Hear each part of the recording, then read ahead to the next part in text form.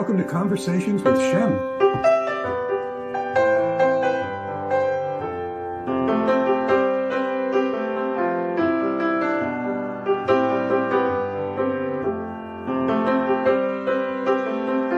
Our focus is to show how to put the human back into healthcare.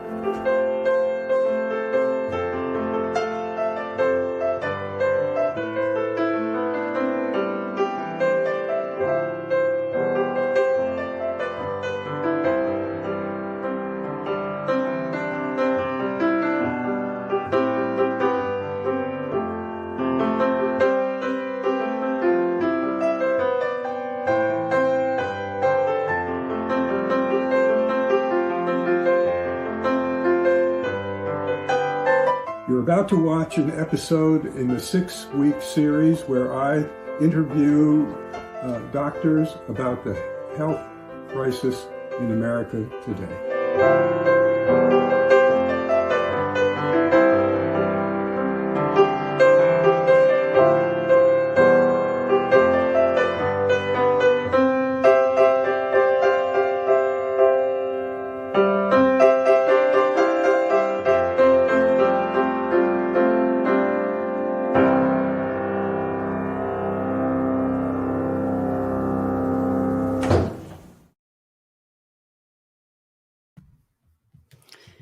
All right, so welcome everybody who's tuning in live, and to those of you that are catching the footage after we record it. My name is Donna Coriel. I am the creator of SoMeDocs and also this show called Conversations with Shem, which we are coming in live with every single Sunday at 6 p.m. Eastern Standard Time. Each week we've got a new physician panel, so I'm very excited for this week's panel, and because it basically will include different conversations. So this week we've got Doctors Torie Sepah, Eric Tait, and Profeta on our panel. So I'm going to be introducing them shortly. To you watching at home live, this is an interactive show. So we actually encourage you all to weigh in with your opinions, your comments. We actually flash the comments from the interactive audience because we love the enriched experience of hearing from you. Just because you're not sitting virtually here on the panel doesn't mean that your voice isn't important and we don't want to hear from you. In fact, we do. So weigh in at any time. In fact, tell us hello now. Tell us where you're coming from in the comments section, and please let us know how you think that we could put the human back into medicine. Lastly, there are, as always, 4 parts to our show. Shem is going to start with a short commentary alone. I'm then going to hop back on and introduce our guest physicians on the panel. We're then going to have a great discussion with Shem as the host. And then we're going to have a Q&A session where you at home can ask us anybody questions, whether it's the panelists or Shem. And then the panelists are going to step off the stage, and Shem is going to read an excerpt from his new book, Man's Fourth Best Hospital. So without further ado, here is Shem.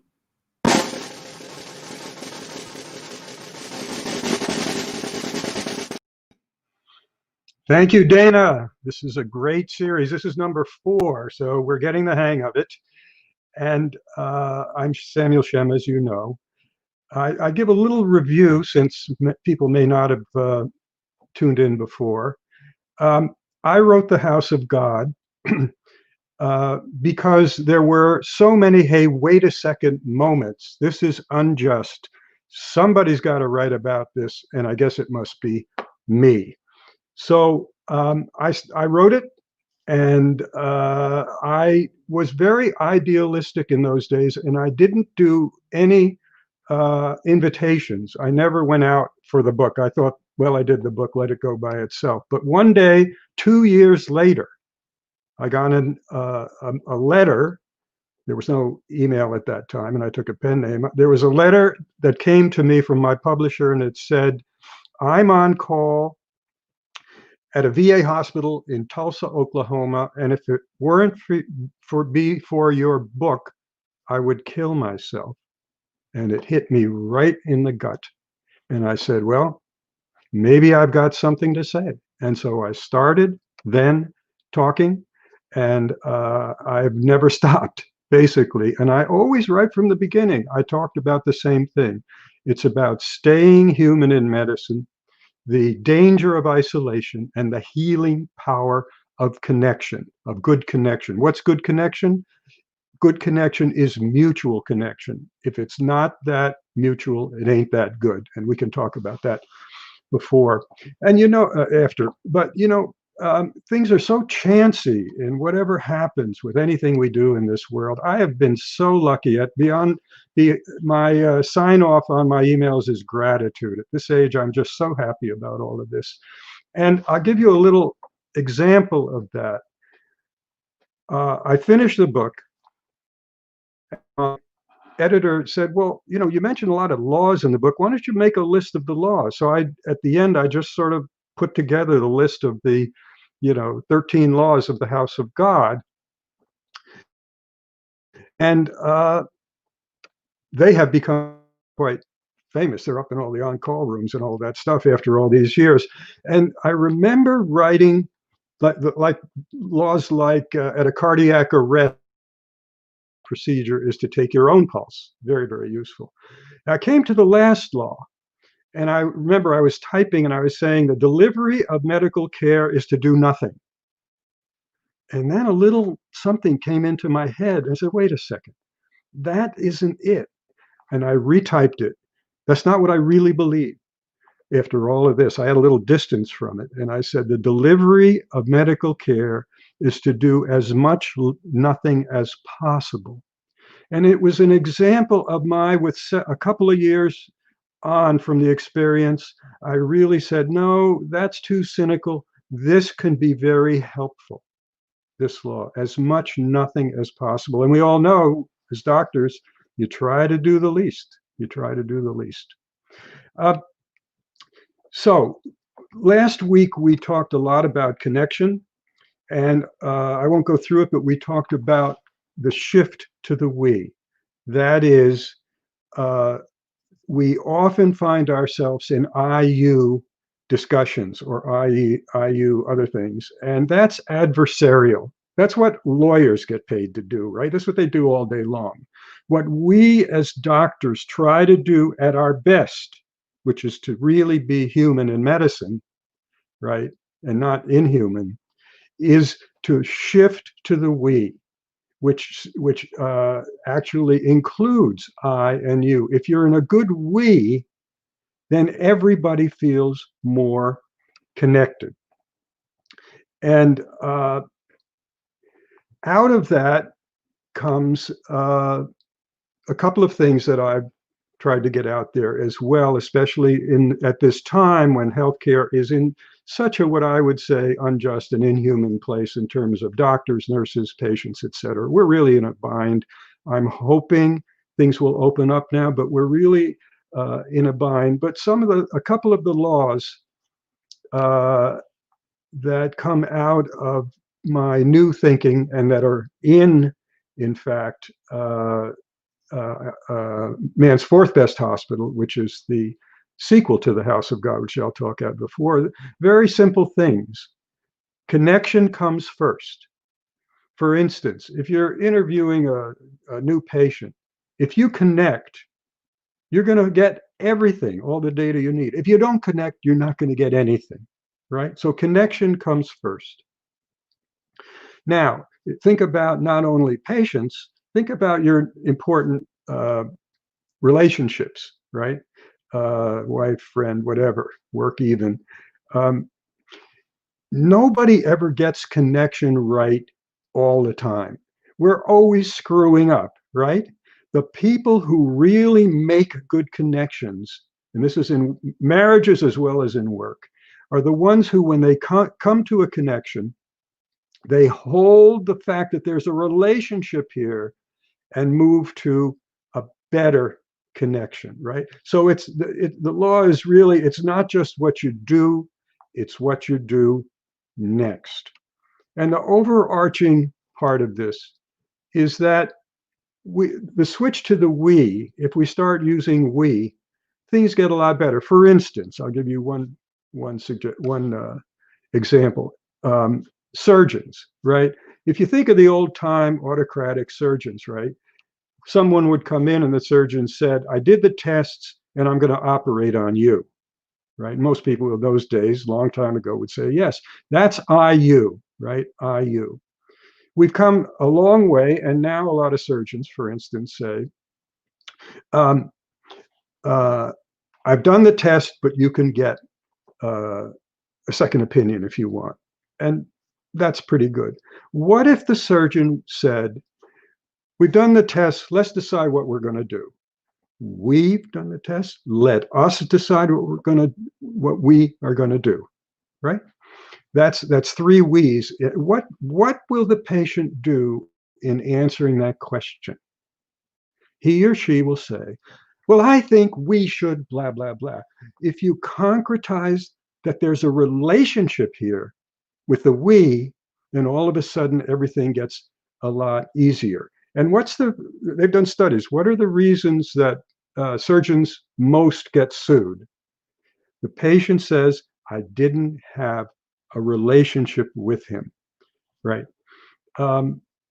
So that's all for now. I'll catch up with you at the other end. I look forward to talking to all of you. This is just such a gift for me. And frankly, seeing how these shows have worked out, the three before this, it's a gift to the people, you out there, who are right there. And tell your friends, because what's the most important thing right now in medicine with the corona, and even not with the corona? It's staying human. How do we put our jobs in a humane way so we can do our best and stay sane and not burnt out and depressed and all of that? Thanks. Fabulous. Thank you so much.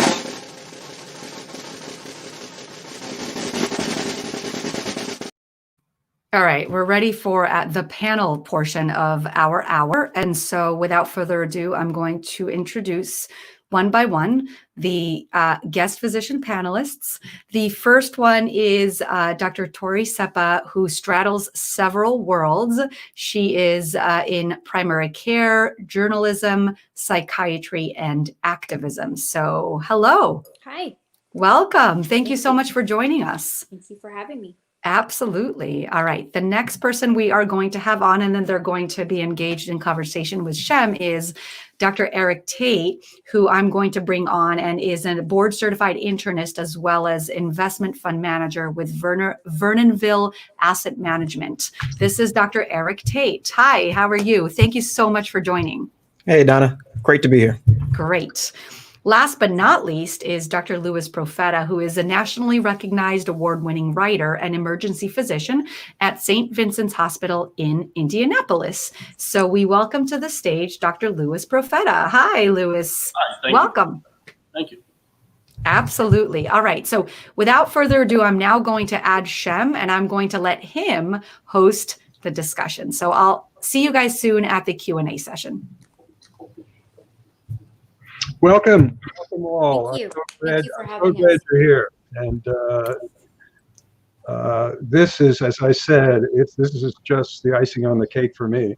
So I hope you enjoy it too. I don't know, any comments? What the theme, as you know, is staying human in medicine, putting the human back into healthcare, et cetera. So any responses, anything you want to say, we'll take it and go with it. I mean, from my standpoint, because I deal with a lot of physicians, just on the investment side, most of our investors are physicians. So we talk a lot about a lot of things in medicine. And the big thing that I see is really, in many ways, many of us gave up parts of our lives and parts of who we are to become physicians, and kind of getting back to that, separating our egos from kind of who we are is not what we do, even though medicine is a calling. Because we don't control medicine, because we don't have autonomy, we will likely not ever again have the autonomy around medicine. We can talk about that for lots of reasons. That's right. Separating who we are as an essential human being from what we do and reconnecting with who we were before we went to medical school, or connecting with things outside of medicine, I think has been a big deal in terms of my connection with individual physicians. I think that that's a critical, you know, I think you really point out something that is, you know, almost, you know, it's, you know, in a it's kind of a Jewish proverb, but it's almost Talmudic in its depth. You know, we could sit down and discuss this for hours, because, you know, one of the things that I presented this question actually to about 3,500 physicians in preparation for this. Wow. I run a group for doctors called Physician to Physician. It's just a closed group on Facebook. It's all volunteer. I run it just voluntarily, and I started it after my classmate from medical school took his life actually 3 years ago, and the purpose was simply to do something because I felt that I, as a psychiatrist, you know, I know suicide, you know, inside and out, I thought, and here I missed the suicide, the signs of somebody I was close to. But so this group has evolved, and I asked this question of the group: how do we bring how do we put the human back into medicine? And I loved the array of answers, and some of them actually reflect exactly what Dr. Tait said, which were, we have to go back and look at the structure of some medical training, because, you know, one of the things that I do think happens is that, you know, I don't know if we actually can go back to who we were, because we change through that training. And we reach a point, you know, later, where I believe one of the complications that we have, and one of the one of our greatest burdens as physicians, is there is a breaking point when we realize that we did not invest in a great deal of our lives that other people may have. We invested a great deal in being physicians, but all of a sudden we look around and we don't have good friends. You know, we don't have the things that other people, these full lives, right? But we're very good at what we do. But it's almost like starting from scratch, though. You know, when you've been doing this, you know, I'm in my 40s and late 40s. And so for me, it was literally like learning again. Like, who am I? I have no idea. I have an identity as a physician, but I am a mother. But I'll tell you what, my identity as a physician is much more clear cut. I feel much more confident as a physician than I do as a mother. And that's a hard thing to say. Let me weigh in if I could, Torie. You know, a few years ago, I've been doing a lot of writing and have written a fair amount of articles, have been read millions of times. But the one article that I am probably the most proud of was involving an event that happened to me when I spoke out at a conference out of Columbia University. I wrote an article called "These 4 words may offend you, may also just save you." And those 4 words were, it's just a job. When it comes to medicine, I've been doing emergency medicine for 30 years now. I've seen close to 100,000 patients. I've been working nonstop since February, middle of all this COVID stuff. And one day, years ago, I came to an epiphany when I got a call from Sloan Kettering Cancer Hospital that my 20-year-old son at Yeshiva University was diagnosed with leukemia. I picked up, drove in a car, drove as fast as I could to get to New York City to be at my son's bedside, not wondering if he was going to be alive, you know, by the time I got there. And it hit me. I got on the phone, I called my partners and said, I quit. Nothing in this world matters except my family. Nothing. Not the letters behind my name, not the 4 years of medical school. And we need to quit propping up medicine as being our identity. My identity as a father, as a husband, as a spouse, and a friend. What I do for a living, just like Eric said, is a doctor. It is the most liberating thing in the world to say to yourself that it's just a job. So I wrote this article. It was read hundreds of thousands of times. It was republished in magazines all over the world. The amount of feedback I got from people in every profession was the same, thanking me for having that article save their lives. And I think that in order to put the human back in the medicine first, just realize that it's what we do. It's not who we are. If you strap your identity to being a doctor, you are going to be miserable. You're going to burn out. Here's what I would argue, though. I would argue that that's a luxury. So I'm having an echo. Sorry. I would argue that. So I had a child. I was pregnant in my 3rd year of residency, and I was still taking 30-hour calls back then. That's what we did. I hemorrhaged post-call. I had a baby at 31 weeks. He still has complications from that. So, I did not have the ability financially, or I could not do that. I could not leave what I had given up at that point to get to that point. I couldn't do it. I'm the first person in my family to become a physician. And so for me, I wish I could just say, hey, I want to be home with kids. I'm good with my kids. I'm going to stay home with my kids. But, it's just not, it has never been a reality. And so I think I find that to be very difficult to, it can be a liberating idea generally, but to apply it is not universally realistic. I think I would love to read this article. Actually, first of all, I missed it.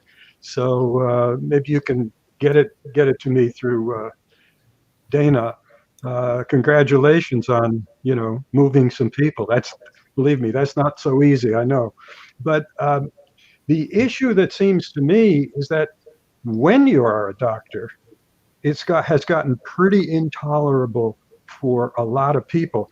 I mean, emergency medicine is you work a shift and it's a little different than being on call all the time or whatever. Although with the COVID, I just can't imagine how you're surviving. And last week we had a couple of emergency room docs on, and they said, I couldn't believe this. I don't know if this is your experience as well, that patients now are taking out anger on the emergency groups that see them. Is that your experience too?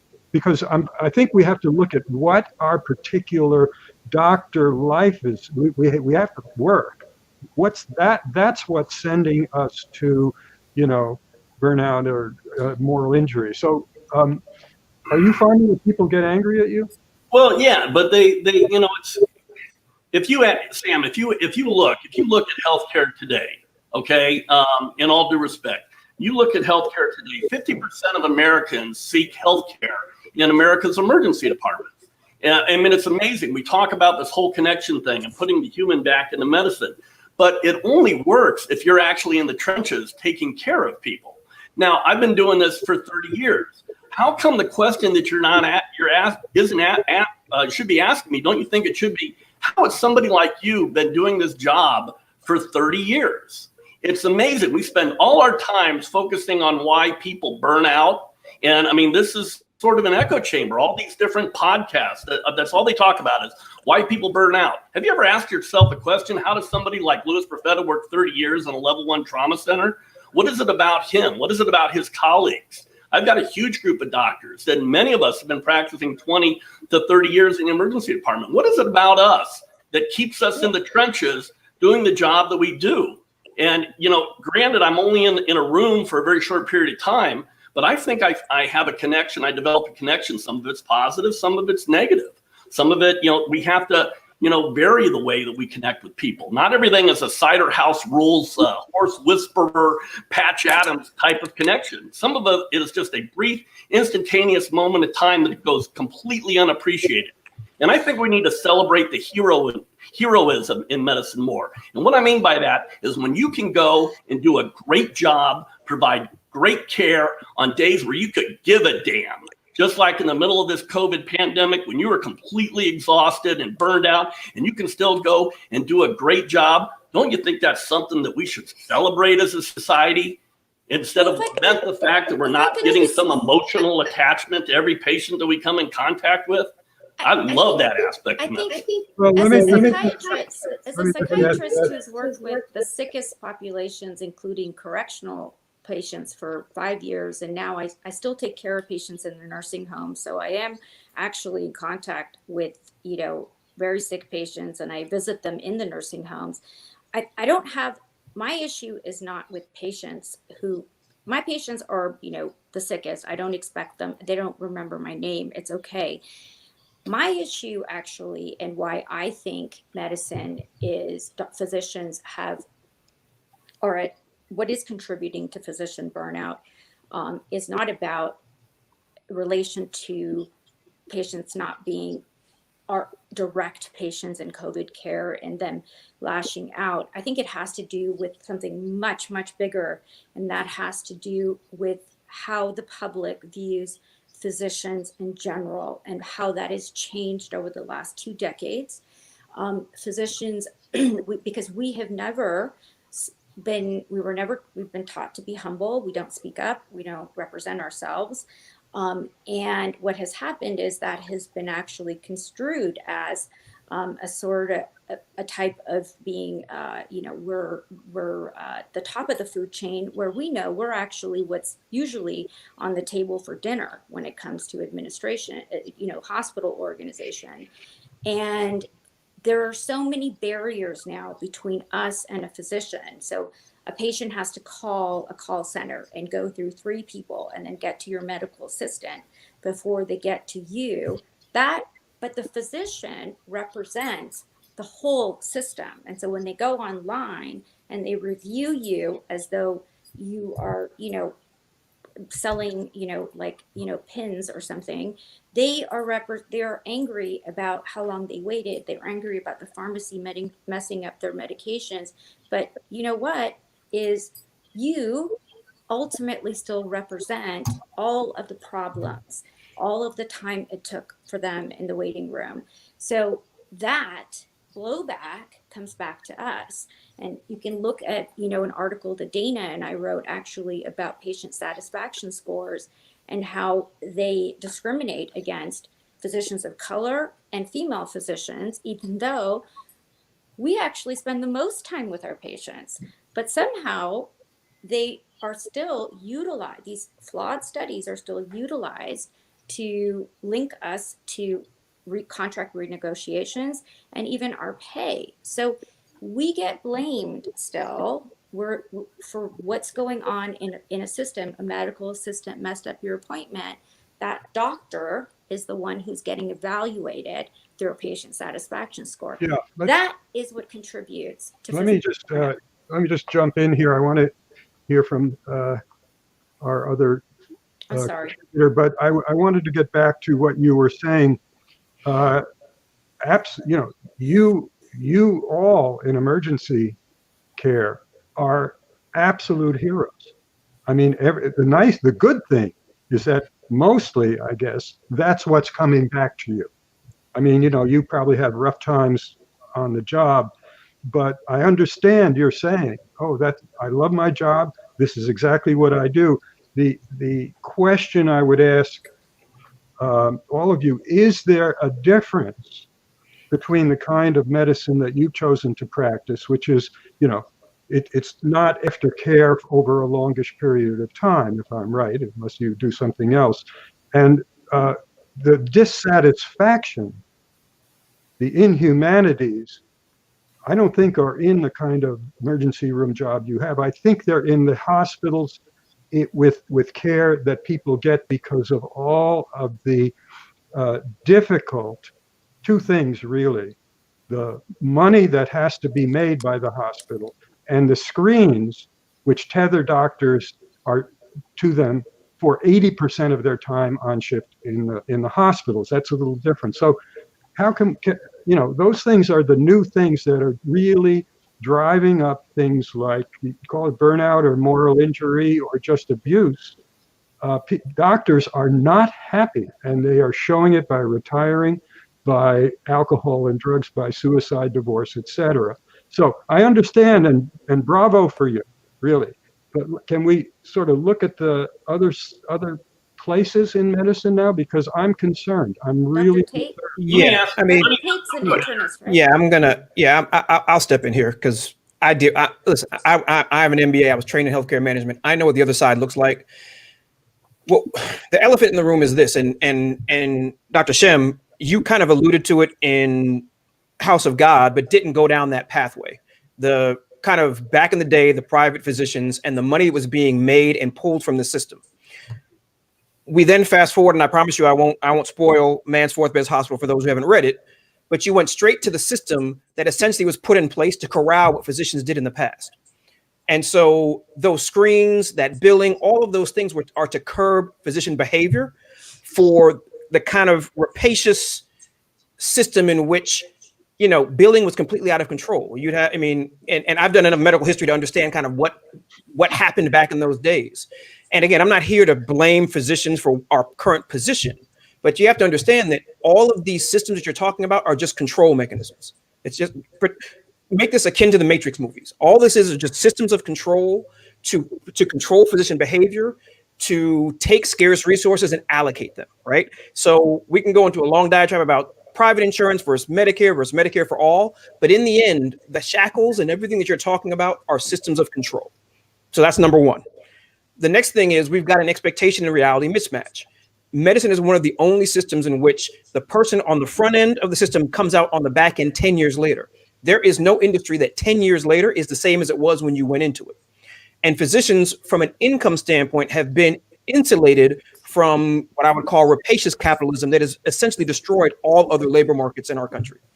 So we're looked at as high on the hog. We still make good money, but people don't see behind that in terms of what we're doing. And so we're not a very sympathetic group to get to galvanize patients behind us. So what was being said is, yes, we are the tip of the spear for the healthcare system in the industry, but we're not a sympathetic lot to our patients who have been downsized, have been furloughed, and so them looking at us, they don't see common cause. Now, I don't know how you create that common cause from that standpoint, but we're not a sympathetic group, and we're such a small group. We don't have political power, because we cannot unionize unless you're employed by a specific industry. And so that expectation reality mismatch is a situation of where we are. And so the question I always ask people, in some ways rhetorically, is, are we bringing people into this job who are actually equipped to do what the job is going to be in the 21st century?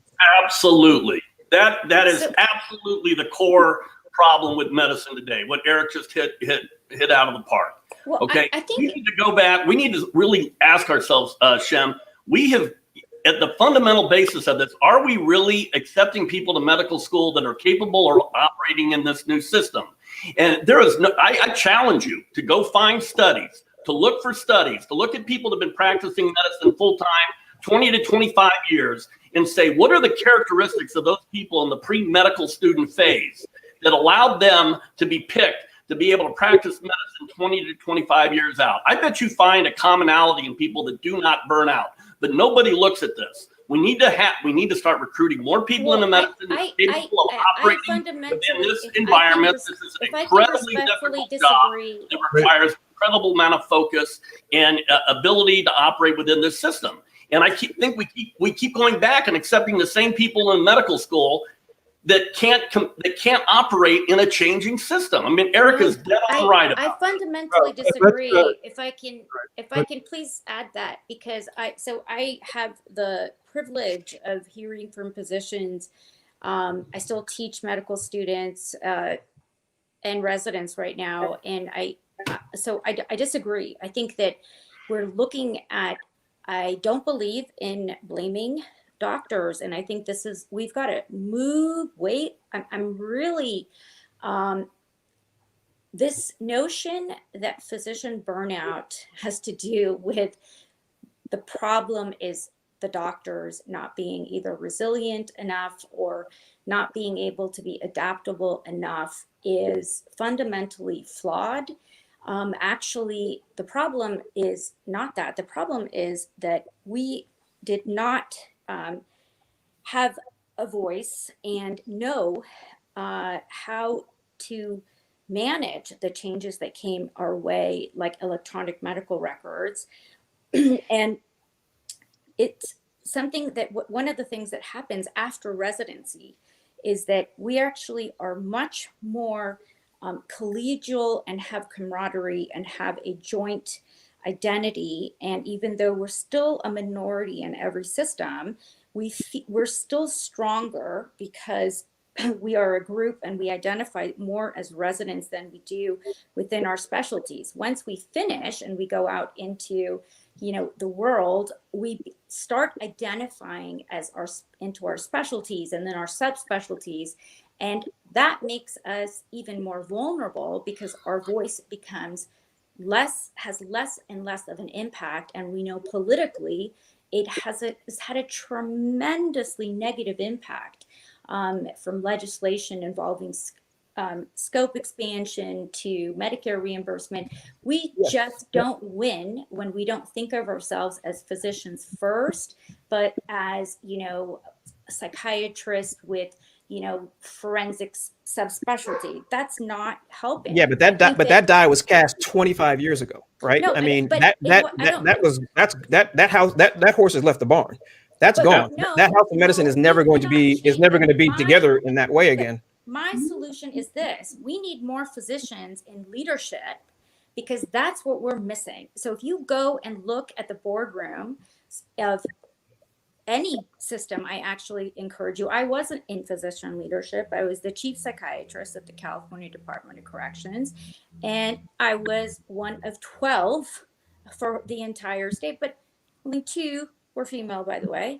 And if you look at the number of physicians, even at the Department of Corrections, who are in leadership, it's abysmal. Okay, so physician leadership trickles down and has an impact on physicians. We're not represented. We are not represented.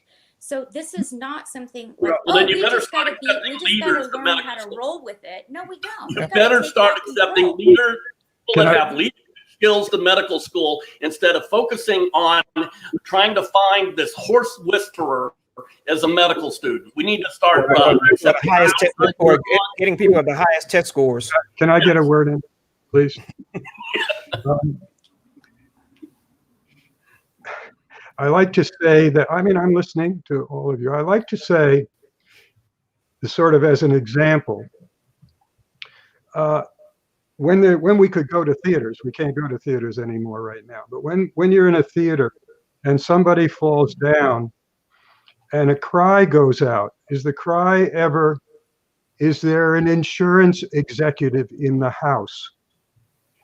No. We do the work. We're the workers. And perhaps Eric and Louis, you're doing fine in this system, but the large majority of doctors are not doing fine at all because we have not used our power. Well, don't you think you ought to learn from people that are doing fine? Let me finish, and then we'll go to it. Eric, I was a little surprised at what you said about, I think you said doctors can't unionize. Is that they can't? They absolutely can. Yeah, you can't. You can't as an independent contractor, as a physician, federally unionized for wages and benefits. Let me just say one more thing, and then we'll get back to the next. I want to reply to this. I grew up in the 60s. We found out that if we got together and stayed together and were clear about what we wanted, we can get what we want. We put the voting rights on the books, and we ended the Vietnam War. And the way things change is when you get enough people who are suffering, and I think doctors and nurses, et cetera, are suffering. You can't go by some rule, it's not really a law, some rule that you can't organize. You can't organize. Successful health And organized, just not efficiently. The most successful group, we all know, right? The most successful group in getting what they want in this healthcare situation is who? It's the Nursing. nurse. Yes, but they do it Nursing. based upon an employment contract. They don't do. Not all nurses across the country strike. There's a union saying called the American Union of Physicians and Dentists. I have been a member. I was a member as a resident. I was a member as through corrections, and I'm a member as my own. I own my own practice. You absolutely can be a member. There's no. I've never heard of a law that says a physician cannot be. And that union. And so has that union struck? Quick question. Sorry? Quick question. Has that union struck against Blue Cross Blue Shield or any insurance company? Nationwide for physicians. In my situation or in general? Just in general.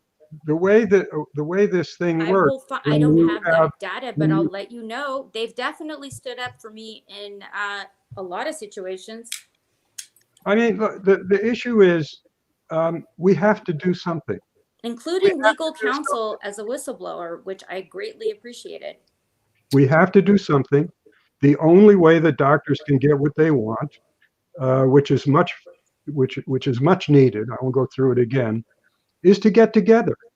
And Thank you. Details you can kind of work out. But what I'm saying is when you have such an insult to our profession, the people that really take care of the patients, usually in long relationships, et cetera, it breaks my heart to hear, and I disagree a little bit with you, that these young doctors coming in NYU Medical School, they're the cream of the crop. They know everything. They've dedicated themselves to this. And when they get into the hospitals, they get wiped out. The figures are astonishing. All I'm saying is my side is on, let's get more humane care, and let's get humane care for us, because all the statistics. Well, here's the thing about our system to make it so. Let's level set, right? By systems The- who ask let's me just- for One advice. one at a time. Go ahead. Let's level set. So let's just set the level. Let's set the level, and we can go from there. The level set is an easy thing. The payment model determines the care delivery model. If you stay in a third-party payment system, that's just period, point blank. So if you want to get out of that, get out of the third-party payment model, go cash. And you know what that happens? So let me tell you what so that is how psychiatry has worked. And let me tell you how it hasn't worked, because psychiatry has been a two-tier system until the ACA. So what's happened is it's primarily a cash-based system, which means that it's now a luxury specialty. In 2017 and 2018, it was the most likely cash paid specialty, more than dermatology and more than plastic surgery. And guess what also happened in 2018? The life expectancy reversed for the first time since World War II, despite having the lowest smoking rate since who knows, since we started documenting that. And it was due to suicides. And so let me tell you where people go. They end up in the correctional system. 30% of those who are currently incarcerated have severe mental illness. Psychiatric care is cash-based, and it is a luxury care system now.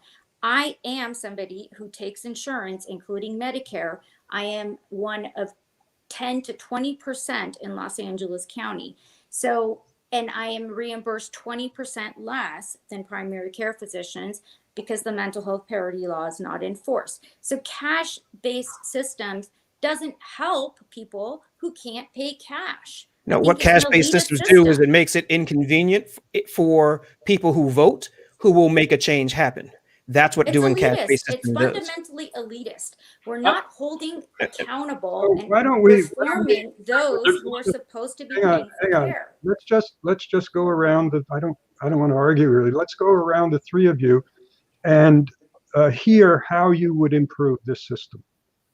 Well, if I could, I'd like to point out something, Dr. Shem, that you just said, and I'd like you just to at least think about this concept. You made a comment just a little bit ago about how NYU accepts the cream of the crop in terms of medical students, and they get in there and they get absolutely destroyed. In what profession, in what world does somebody get destroyed who's cream of the crop? Don't you think cream of the crop is actually the person that actually makes it through the system, that's able to function within that system? If we look at physician burnout as being a national healthcare crisis, which I actually think it is, I think it's pretty damn important that we have doctors practicing full-time for 10, 15, 20 years out. Don't you think it behooves us to point our fingers at medical schools and say, who are you picking for medical school that burn out at 5 years or 10 years? What have you done to ensure that you're accepting a crop of students? And then I believe it's at NYU now, correct me if I'm wrong, they don't even have tuition. I bet in 4 years, the 5, 6, maybe 7 years out, I bet NYU, and mark this in your calendar, has the highest burnout rate of physicians. Why? Because they don't have student debt at that point. If you ask most doctors that are out in the clinical world, especially ER docs, say, who is the medical students that you most want to have on your rotation? Give me that first generation Nigerian medical student every day. Hardworking, driven, coming from maybe a sort of an impoverished family, okay, with a strong work ethic, that first generation out. Yet we have to start going back and looking at what is it that leads to longevity in terms of medicine. We have done a horrible job in doing that. We spent all this time focusing on burnout and not figuring out what we need to recruit. All right, so you're saying we need to recruit, different kinds of doctors. I will throw in this point There's that no evidence to support but also that. There's no evidence because there's no studies have been done. Oh, we've done Again, I tons challenge of you to studies. go back, quit looking at the burnout, go back and see who doesn't burn out and find out who they were in the pre-med phase. I challenge you, Torie, go find that study. Okay. I'm sorry. With all due respect, I did a study as a resident in 2012. I compared residents in the psychiatry department and attendings to those in the pediatric department, all the way from PGY1 all the way up to attendings. I've actually published studies on this. So with all due respect, I've been involved in these studies. Please put the link in this comment section and let us all take a look at that study. Okay, because I've looked for these. Okay, I've been trying to find them. I'm trying to find out who does not burn out. I don't think it behooves us to look at the physician, the medical students, and the residents. Those are not actually, again, we're going to the wrong place to look at the problem, and you are not looking at the institutions. Yes, but here's the thing: we can look at we all know what the problem is. Most of the physicians know where the problem is. The issue is who has the power to actually change the problem. So unless you're going to do a wholesale because here's the issue, right? Proceduralists and non-proceduralist physicians are not united. Right. There are interest groups within medicine that are not united. And so to say that all doctors, just because we have MDs, are going to get together, it's not going to, that's not going to happen. Can I tell you something? I belong to a group of 10,000, now it's 12,000 physicians. We're called Physicians for Patient Protection. We're from all different. I'm in that group as well. Well, thank you. Great. So I would say we're united, and I would say we're procedure-based, not procedure-based. So I don't agree. I think there's a great deal of potential for collaboration and for camaraderie. The whole goal of my group, which is co-ed and across all specialties, and the reason actually the resident that I have in my clinic every week is a family medicine resident, because the whole point is I want to build these bridges between specialists, because we're not going to have a united voice unless we start looking outside of our own specialties and see each other and unite with each other and see that that's going to be in our best interest. But I'm very, very particular about shifting this focus off of the medical student resident who doesn't have that core whatever. No, we know what the issues are. We have enough published studies to tell us that the institutions are critical in contributing to physician burnout with loss of autonomy. The electronic medical record has been a significant issue, and that. So how do you get those? How do you get those taken out? They aren't going They're anywhere. not going anywhere. How do you get them taken out? Yeah. Now what you do? How about if you change the person that is operating within that system? You are not going to change that system. I agree with Eric. You're not going to change that system. Listen, all female physicians are paid 25% less than male physicians. This is published year after year. Speaking of articles, I wrote an article actually about that. Okay. But does that contribute to burnout? Yes, well, guess what? Guess who's I have to. I don't know what you're in. Dana up in the corner is. If we're running out of Yeah, we are. I actually hopped on earlier to do the Q&A, but you guys, it was such a good conversation that I did not want to interrupt. This is a great. Here's why it's great. We actually have differing opinions on here, and I have to tell you, this is one of the first times I've seen a publicly open discussion between physicians just be real. I think that, like Gabe says in the comment section, Gabe Charbonneau, who's also active against burnout, this is the first time we're seeing physicians publicly getting angry. I think that that's part of the solution here. I'm not going to put in my own things. I'm going to really just try to be a moderator and be unbiased. So I'm going to just, Q&A transition, just a few minutes on Q&A. Let's do this. Can I just answer?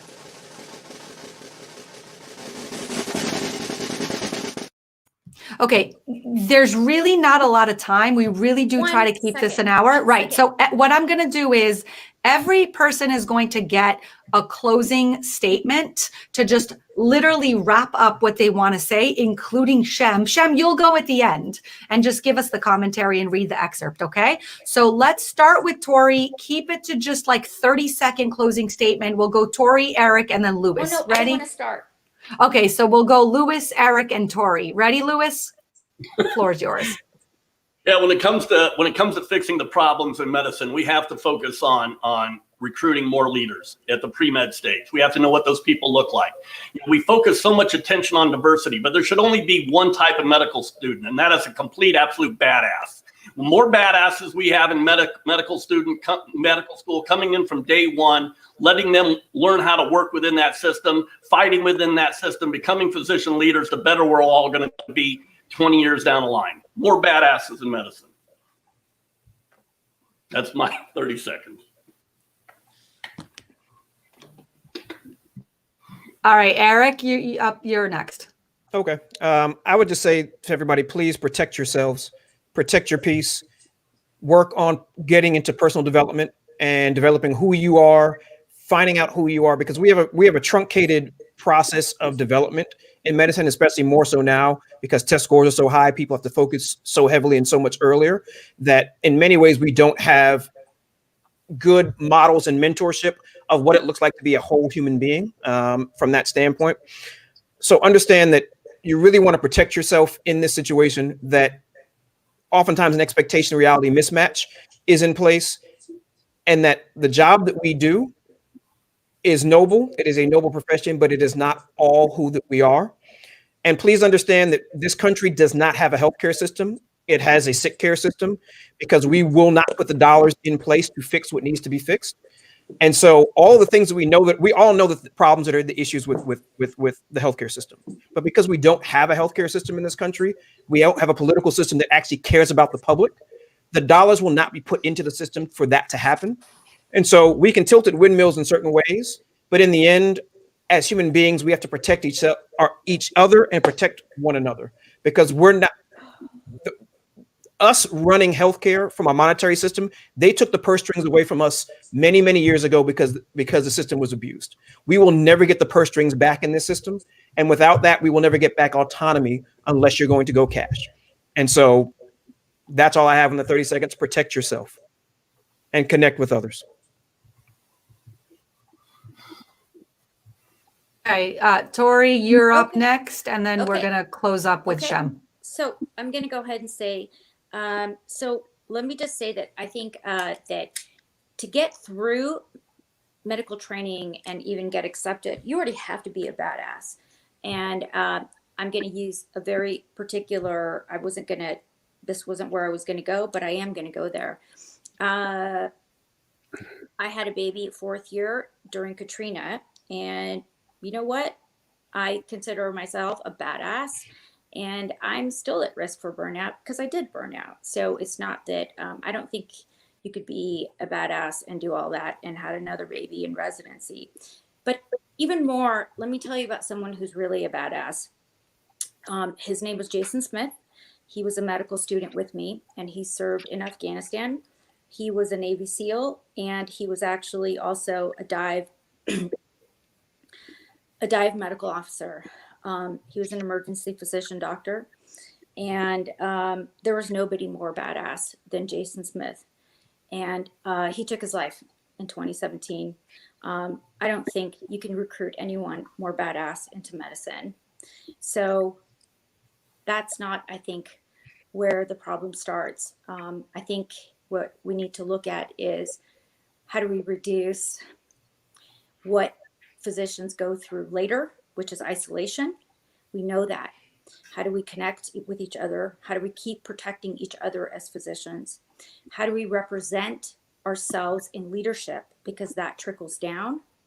And that means physicians of color and female physicians, because we know that we do have, that does impact our financial reimbursement and our burnout rates.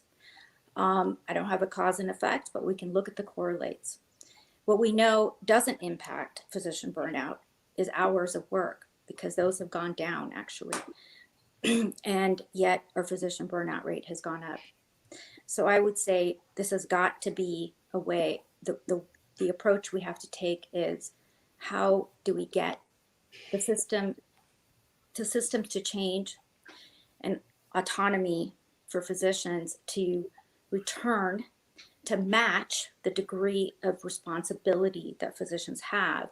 But in order to do that, we have to have physicians in the positions that make decisions.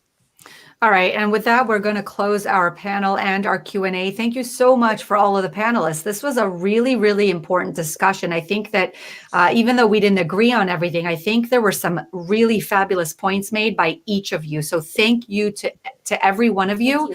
I'm going to now escort you off the stage. Everyone. Yeah, bye everybody. Bye to all the panelists. And thank you, Dr. Shem.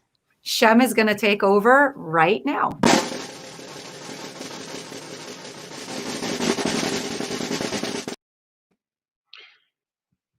Hi there. I'm going to read a short passage to, I hope, answer the view that my new novel, Man's Fourth Best Hospital, which is a sequel to The House of God, the answer that I've tried to give to what is sick for this in our hospital, in our healthcare system, and how to make it more human. Buddies knew we had many poor, sick patients. We'd been duped. Their whole plan was to kill off local hospitals and practices, one serving sick people, mainly of color. Of Man's best admissions, only 2% are Black, lowest in the whole state, to go with its highest in the state fees. It's happening all over America. Rural towns have no hospitals or emergency rooms within 40 miles. Even on Medicare or Medicaid in emergencies, there's nowhere to go. People are dying in their cars. The other piece was how our patients began to blame us. One woman came in angry as hell because she'd gotten the results of an echo test, normal, and she wanted me to call her. I didn't have the time. I apologized, but couldn't really tell her that I spent my time on the phone with some Google child to justify her insurance paying for the test. That I spend 2 hours with the screen for every 1 hour I spend with a patient. She said, "You're just lazy. You don't care." I mean, patients and docs shouldn't be adversaries. The right relationship is as allies against buddies and big medicine. Sue and I grew up in the 60s. It's in our blood. If we see an injustice and stick together, we can change things. Bizarre, right? She sat up straight. Well, guess what? We helped put civil rights laws on the books and ended the Vietnam War. We followed your example in the house of God. It's a lot better there now because of you guys. In fact, it's now known to be the most humane hospital in the city. We read the house of God as a primer of nonviolent resistance. Can you give us an example? I said. How about Chuck? She said, nodding to him. When a staff doc would come up to you and say, Chuck, wear a tie or write my order on this patient, what did you say? I said, fine, fine. And what did you do? Nothing. We all laughed. And at the end of the book, when you say to the chief, how can we care for our patients if nobody cares for us? We all looked at Chuck. He nodded his head slowly. There it is, girl.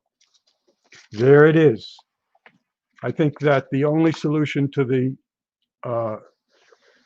suffering, the great suffering of doctors, nurses, and patients, and inequity of care to the people of color and the poor, demands that we make systemic change. And I believe that almost every doctor would want to get together and especially in this new administration, which is opening up healthcare more, get what we need to do our work. And as we know, it's work that is sacred work. And it comes down to good connection. Thanks. Absolutely. Thank you so much, Shem. I'm going to escort you off. I appreciate once again that you joined us for this live. It was really just a fabulous, fabulous show. And so to everybody who hopped on and missed the discussion, you can still catch the footage. Just click into the button from our website, somidocs.com. Under the series section, you will find Conversations with Shem. This is episode number 4 out of the 6 for this season. Next week, same place, same time. We've got a whole new panel. We've got Dr. Kimberly Green, Dr. Hafiza Khan, and Dr. Kaveh Hoda, who are joining us for yet another discussion hosted by Shem on how to put the human back into medicine. So in the meantime, check out somidocs.com, check out all the footage and all the other series that we have going, and we'll see you next week.